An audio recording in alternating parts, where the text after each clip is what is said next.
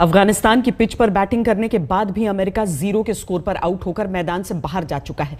खुद को super power समझने वाले अमेरिका के लिए यह सबक है, क्योंकि उसने तालिबान के हाथों हार स्वीकार की है, जो दुनिया का टॉप मोस्ट आतंकवादी संगठन है। अमेरिका ने इस हार के लिए बड़ी कीमत चुकाई है, पैसों से भी और कीमती जिंदगियों से भी।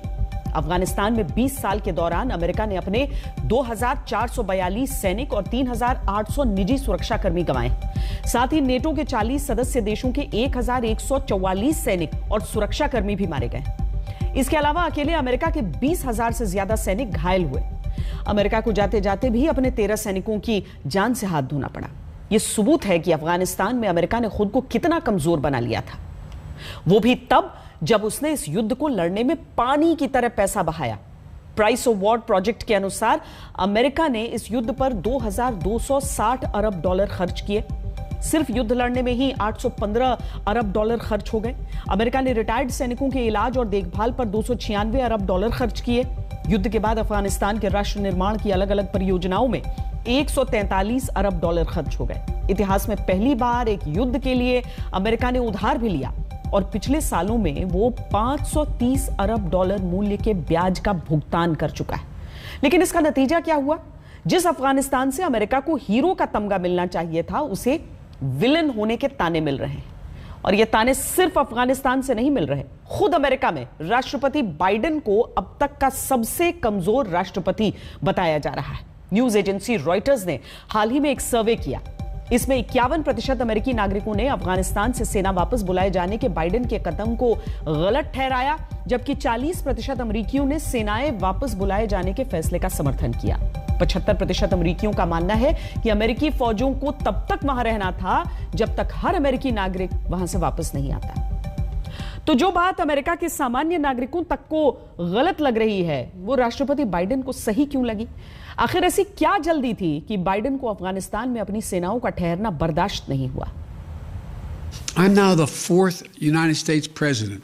I will not pass this responsibility on to a 5th. I've concluded that it's time to end America's longest war. It's time for American troops to come home. अच्छी बात है, अमेरिका का कोई राष्ट्रपति युद्ध की बजाय शांति की बात करता हुआ अच्छा लगता है। लेकिन बाइडेन ने जो किया है वो विश्वासघात है। अपने 13 शहीद सैनिकों के शव को रिसीव करते हुए भी क्या बाइडेन को पछतावा नहीं हो रहा होगा कि वो आतंकवादियों से हार मानकर लौटे हैं? अगले महीने जब अमेरिका 9/11 अटैक की 20वीं बरसी मनाएगा और तालिबान अमेरिका को हराने का जश्न मना रहा होगा, तब बाइडेन किस किस से अपना मुंह छिपाते फिरेंगे? बाइडेन उन लोगों के परिवार वालों से कैसे नजरें मिलाएंगे जिन्हें अफगानिस्तान में तालिबान के रहम पर छोड़कर अमेरिकी सैनिकों ने काबुल छोड़ दिया है? We believe there are still a small number of Americans, under 200 and likely closer to 100, who remain in Afghanistan and want to leave. We're trying to determine exactly how many.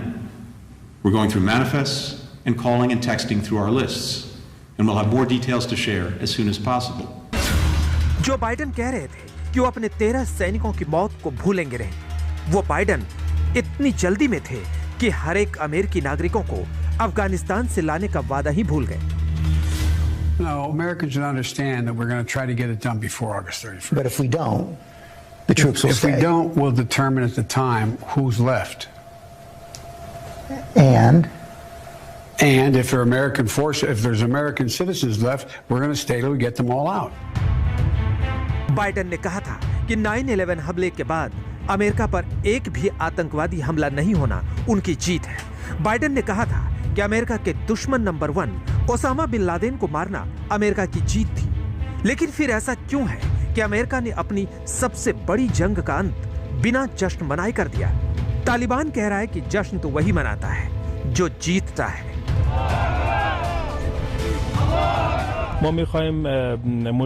हमारे लिए ये एक ऐतिहासिक मौका है। हमारा मुल्क अब आजाद है।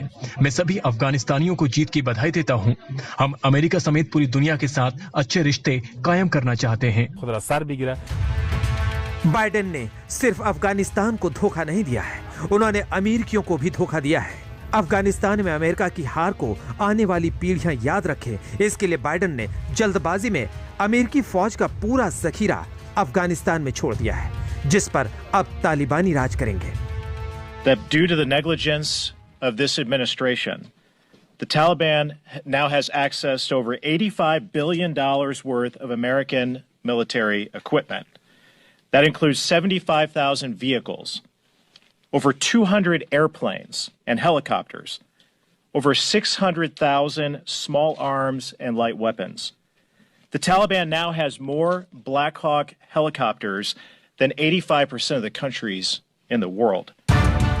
तो 20 साल और 4 राष्ट्रपतियों के शासन में अमेरिकी सेना ने जिस तालिबान के खिलाफ अफगानिस्तान युद्ध में अपनी जान लड़ा दी, बाइडेन ने उसी तालिबान को अपने 13 सैनिकों की मौत से बाइज्जत बरी कर दिया। ये अमेरिकी सेना की बेइज्जती नहीं तो और क्या है?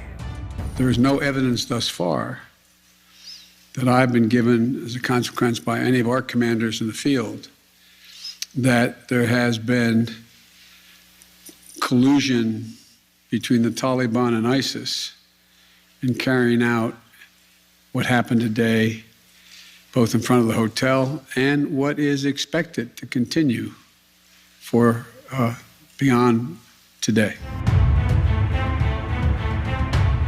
अमेरिका के दामन पर अफगानिस्तान युद्ध ने ऐसा दाग लगाया है जो बड़े से बड़े पावरफुल डिटर्जेंट से भी नहीं धुलेगा। ये तस्वीर दुनिया याद रखेगी, क्योंकि युद्ध के मैदान से अमेरिका हीरो बनकर नहीं बल्कि विलेन बनकर लौटा है, वो भी हारा हुआ।